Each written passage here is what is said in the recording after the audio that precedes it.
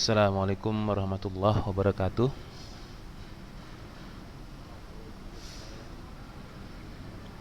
Sekali lagi Assalamualaikum warahmatullahi wabarakatuh. Cik. Oke. Iya. Ya, berarti bisa didengar ya. Ini Naufal. Oke, would you please turn on your mic and also your camera? M Nico. Oke, Nafis Pinayungan, turn on your camera and also your microphone. Muhammad, where is it? Can Ajih Nugraha. How many of us today? Seven still seven. Still seven. While waiting for the others, kita nunggu yang lain sebentar ya. Mudah-mudahan banyak hari ini. Hari ini agak fokus sedikit ya, karena ada apa namanya, pemberitahuan sedikit tentang ujian praktek kita. Nanti ya bagi yang belum hari ini absent, teman-temannya bisa kasih tahu ya, bahwasanya nanti ada sedikit info about our exam untuk ujian prakteknya ya. Saya kasih tahu ujian praktek kita nanti tulisan ya. Saya pikir tulisan.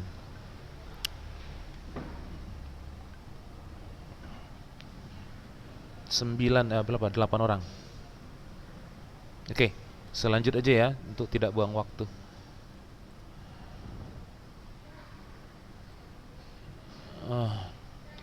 Hari ini kita bahas tentang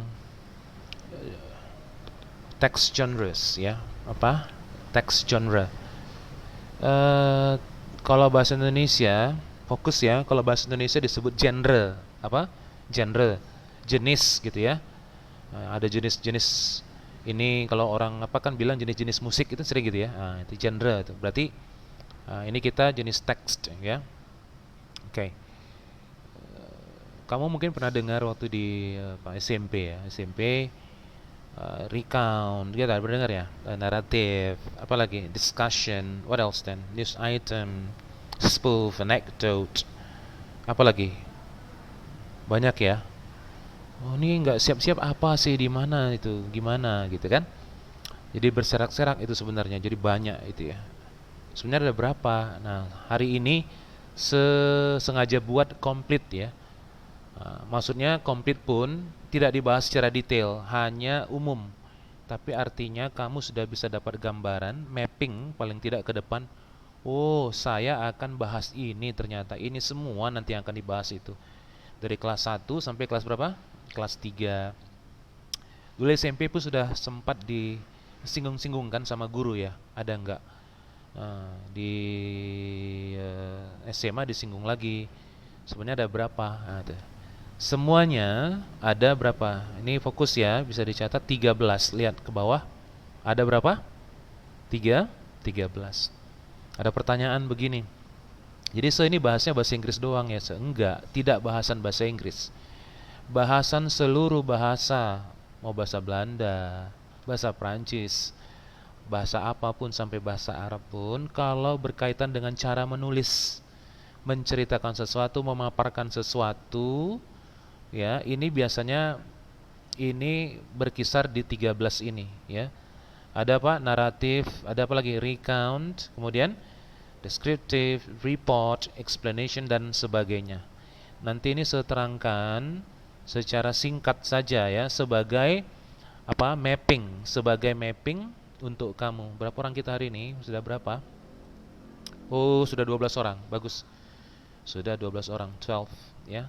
Jadi ada 13, apa tema tadi? Analytical exposition, fokus ya, oratory exposition, ada procedure, discussion, review, anecdote, spoof, dan news item. Nah, kamu dari kelas 1 sampai kelas 3 bahasnya ini.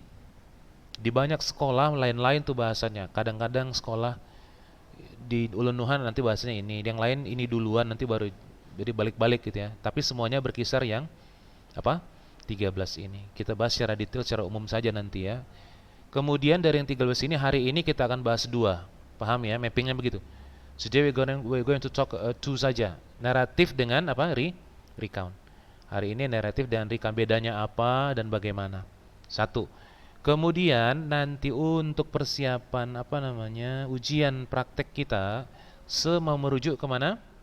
Kemana? Ke recount saja. Gak susah ya, ke recount saja. Jadi ujian tulisnya ke situ aja nanti. Tapi kita bahas dulu ini ya. Itu dia. Oke, kita lanjut. Jadi ada yang 13. Naratif cerita tentang, ya bercerita lah. Recount apa? Bercerita juga. Jadi bercerita tentang kejadian yang sudah jadi, ya. Kejadian yang sudah terjadi. Deskriptif itu menjelaskan, namanya deskriptif ya, menjelaskan, to describe. Report juga menjelaskan. Explanation apa? Menjelaskan lagi, banyak kali menjelaskan gimana ini. Nah, itu nanti kita bahas sedikit-sedikit. Bedanya di mana? Analytical exposition sama eksposisi ini memaparkan sesuatu fenomena umpama. Nah, bedanya ini dianalisis sama dia fenomenanya itu dianalisis, tidak hanya menjelaskan tapi dianalisis lagi. Dikasihnya ini analisisnya begini. Ini juga menganalisis, wah ini susah ya? Enggak. Nanti kita bahas sedikit saja. Kemudian ada procedure. Nah, semuanya ini ada macam-macam. Semuanya ini berawal dari mana? Dari yang 3 ini. Paham? Ingat ya. Dari awal dari yang 3 inilah. Ini satu apa? Ini kan 3 main genres. 3 genre utama. Yang pertama narasi. Narasi cerita, ya, bercerita. Jadi cerita ini dia. Yang ini deskriptif, mendeskripsikan. Jadi bukan hanya cerita tapi dideskripsikan. Berarti masuk kemari lah itu. Yang ini menjelaskan tapi ada argumentasinya. Aman. Oke. Good. Ini berargumentasi. Ada diskusi di situ, ada pro kontra, udah argumentasi. Dari yang 3 inilah nanti berkembang, diambil menjadi berapa? 13. Oke, sekarang saya tanya. Naratif recount itu masuk report, ini masuk kemana ini? Narasi, deskriptif atau argumentasi? Saya tanya dulu. Masuk kemana? Masuk kemana? Itu mic-nya belum di turn on. Semuanya mic-nya belum di on kan ya? Coba Noval ya. Masuk ke mana? Ke narasi ya kan? Oke. Nah, ini nggak apa-apa. Salah nggak apa ya. Nah, sekarang sepancing. Kalau ada inilah eksposisi ini atau discussion. Ini juga cerita di eksposisi ya, dipaparkan. Cuman ada pro dan kontra. Saya rasa itu begini di antara 2 ini. Diskusinya juga ada atau review lah. HP terbaru merek apa sekarang nih yang paling kamu nggak ngerti itu. Merek apa sekarang yang terbaru lagi in nih, lagi apa nih? Merek apa? HP terbaru sekarang. Oke. Ada HP terbaru merek kita buat itulah ya. Itu di-review sama dia, dikritik sama dia. Ini begini. Fiturnya tuh kelebihannya begini, kekurangannya begini. Itu masuk ke mana itu? Argumentation. Karena satu orang berbeda argumentasinya dengan ini, ya gitu ya. Masuk ke situ. Nah, sekarang cerita tentang anekdot. Anekdot cerita lucu, spoof juga cerita apa? Lucu, sama cerita lucu. Bedanya di mana? Anekdot itu cerita tentang lucu-lucu tapi berdasarkan pengalaman pribadi. Paham ya? Anekdot berdasarkan pengalaman pribadi. Kalau spoof cerita lucu juga. Cuma spoof ini tidak berdasarkan pengalaman pribadi, tapi cerita yang direka-reka, dibuat-buat. Nah, paham ya? Cerita dibuat-buat. Siapa yang suka cerita lucu-lucu di antara kamu atau teman kamu yang suka buat-buat cerita, ada itu ya teman yang suka buat-buat cerita, itu masuk ke spoof lah itu. Dia pandai cerita, tapi buat orang lucu ketawa gitu ya, masuk ke spoof.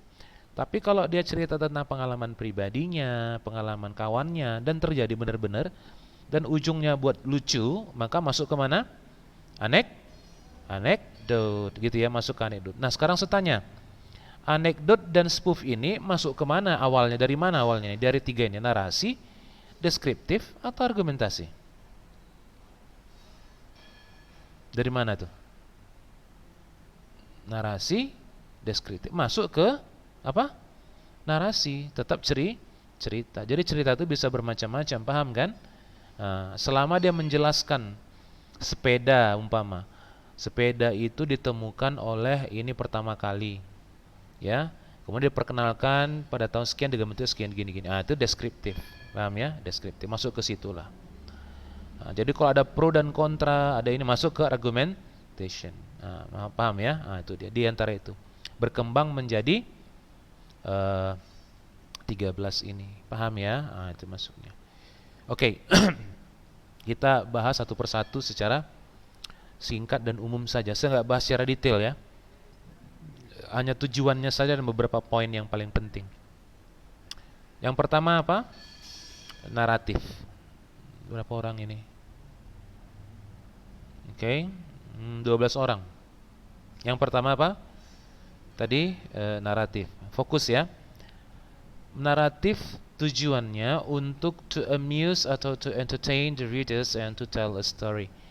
Tujuan daripada naratif adalah untuk menghibur atau membuat si pembaca senang dengan cara menceritakan cerita yang sudah terjadi di masa lampau. Pertanyaannya, cerita ini bisa rekaan atau bisa cerita yang tidak rekaan, cerita nyata selama cerita masa lampau. Kemudian saya mau bilang bahwa saja umumnya naratif ini cerita rekaan yang terjadi di sini, paham ya? Cerita rekaan terjadi di masa lampau. Nah, kemudian ada recount. Recount sama dengan naratif, hampir sama, cuma bedanya ada. Sama-sama menceritakan sesuatu yang terjadi di masa lampau, paham ya? Kemudian ceritanya itu berurut, ini juga berurut. Cuman bedanya di mana? Nah, nanti ada bedanya kita bahas ya. Karena hari ini kita bahas naratif dengan recount, paham ya? Nah, bedanya di mana kita bahas. Jadi sama-sama cerita tentang masa lampau. Kita beralih ke deskriptif. Ini 13 ke bawah ya. Nanti 13 sampai 13 kita bahas secara umum saja. Jadi kamu bisa tahu mappingnya. Satu saat akan kita bahas yang lain gitu ya, dari ini juga, tapi lebih detail. Deskriptif sesuai dengan namanya, mendeskripsikan. Jadi to describe a particular person, place or thing in detail. Maksudnya di sini ada mendeskripsikan orang, bisa ya, orang tertentu, benda tertentu atau tempat tertentu. Paham ya? Dideskripsikan tuh secara in detail. Nah, itu masuk ke mana? Masuk ke descriptive, in detail. It says, dia mengatakan orang apa, benda apa, seperti apa gitu ya. Tujuannya untuk mendeskripsikan atau mengungkapkan person, place or thing. Nah, report hampir sama dengan deskriptif. Dia juga memberikan penjelasan. Cuman hanya informasi saja, sebagaimana apa adanya. Tidak detail, paham ya? Tidak detail. Contoh sepeda. Sepeda itu ditemukan oleh orang ini umpama, ya, pada tahun sekian. Digunakan sebagai alat angkut pada masa itu, tapi tidak menggunakan tenaga manusia. Selesai sebagaimana apa adanya. Masuk ke mana itu? Report. Paham ya? Report. Nah, sekarang masuk ke sepeda apa lagi, sepeda yang terkenal sekarang? Sepeda apa? BMX umpama ya. BMX dulu terkenal ya. BMX. Jenis sepeda BMX itu berbeda dengan sepeda yang lain. Contoh, BMX itu ada stangnya begini, umpama ya, pedalnya begini, tempat duduknya begini.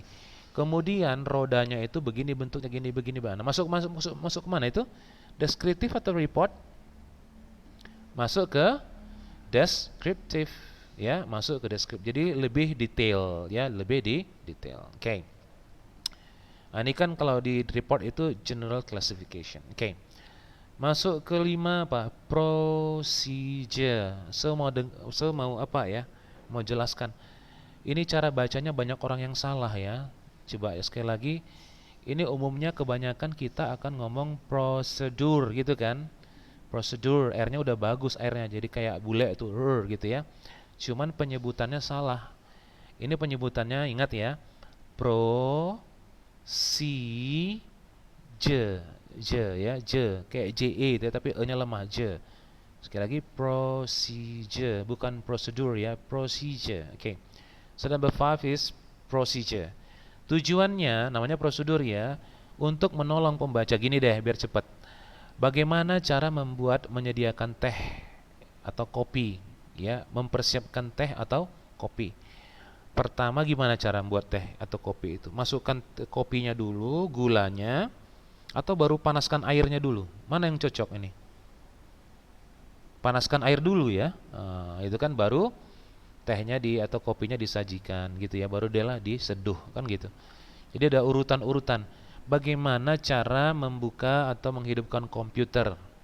Ya, menghidupkan komputer. Di-plug dulu misalnya kan, baru di turn on, baru begini-begini. Ada tahap-tahapan yang harus diikuti secara baik. Ya, maka disebut dengan procedure. Bagaimana cara ini. Itu ya. Itu procedure. Kamu beli HP baru, di dalam ada manualnya.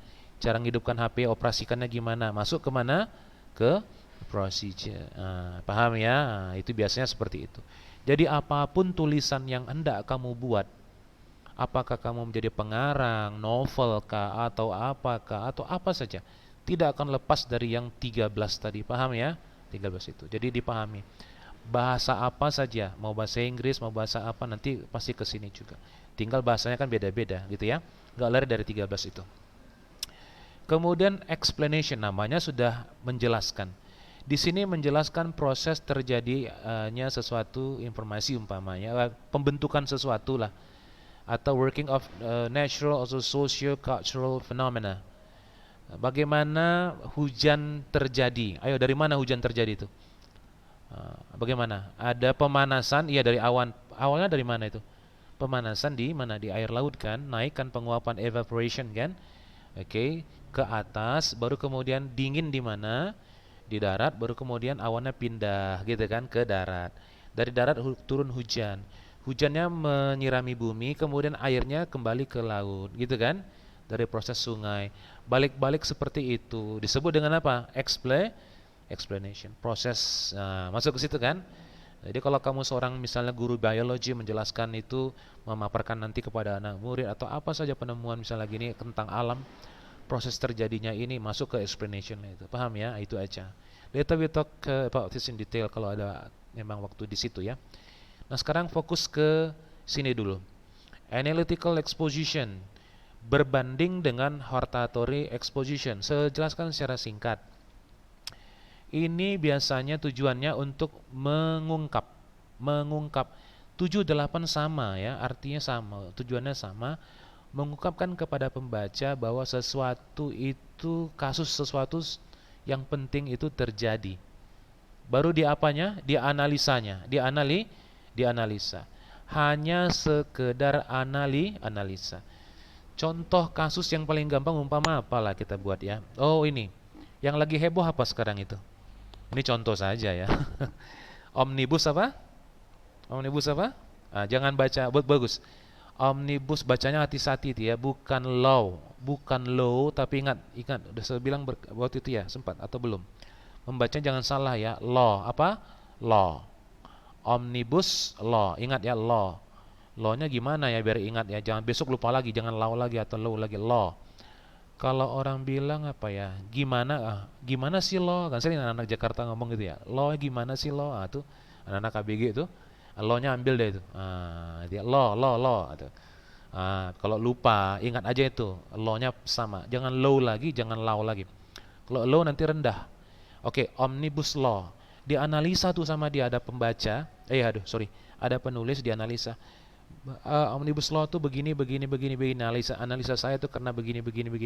Sehingga undang-undangnya begitu banyak itu dibuat menjadi disingkat saja, sehingga kemudian tertutuplah celah-celah umpama korupsi. Itu analisa saya begini. Paham ya? Analisanya bisa mengarah kepada yang ini atau mengarah yang kepada itu, terserah dia. Analisa menurut analisa dia. Sampai di situ selesai, analisa saja yang terjadi sekarang umpama. Tapi dibanding dengan hortatory exposition, nah itu juga sama dengan analytical exposition. Cuma bedanya di mana? Dia tidak hanya menganalisa omnibus law umpama, dia analisanya sudah begini terjadi begini. Cuman di sini dia ada persuade, apa persuade? Membujuk membaca. Paham ya? Dibujuknya tuh pembaca, ditanamkannya umpama si penulis ini enggak hanya menganalisa, tapi dia coba tanamkan bujukan dia sendiri agar si readers itu melakukan sesuatu umpama. Ya udah, omnibus law ini begini. Yuk besok demo aja kita. Umpama begitu ya. Contoh saja. Nah, itu dibujuknya tuh pembaca. Nah, pahamnya ada pembujukan di situ. Nah, ada pembujukan ya.